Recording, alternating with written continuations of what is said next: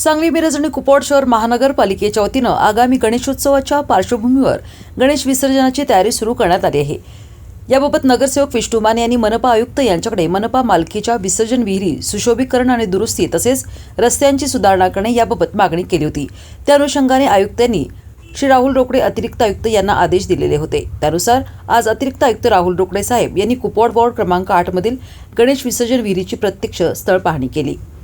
यावेळी खताळनगर विसर्जन विहीर, शुभम नर्सरी येथील विहीर, सेंट्रल स्कूल पिछाडीस गौंडाचे मळा येथील विसर्जन विहिरी स्थळी पाहणी करण्यात आली। तसेच सदर ठिकाणी स्वच्छता व्यवस्था, पाणी आणि प्रकाश व्यवस्था, सुरक्षितता, गणेश भक्तांची ये-जा करण्यासाठी रस्त्याची सुधारणा करणे तसेच गणेश मूर्ती विसर्जनासाठी आवश्यक सुविधांची पाहणी करण्यात आली।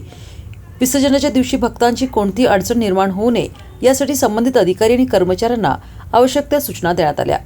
गणेश विसर्जन उत्सव शांततेत, सुरक्षित आणि स्वच्छ वातावरणात पार पडण्यासाठी महानगरपालिका प्रशासनाकडून योग्य नियोजन करण्यात येत असून नागरिकांनीही प्रशासनात सहकार्य करावे असे आवाहन करण्यात आले। यावेळी मनपा आयुक्त पराग कोडगुले, सहाय्यक आयुक्त अनिस मुल्ला, सामाजिक कार्यकर्ते सदाशिव पाटील, शाखा अभियंता अशोक कुंभार, स्वच्छता अधिकारी सिद्धांत ठोकळे, बांधकाम मुकादम मनोज हरगे, मुकादम प्रकाश चव्हाण, संजय ऐवळे आदी उपस्थित होते।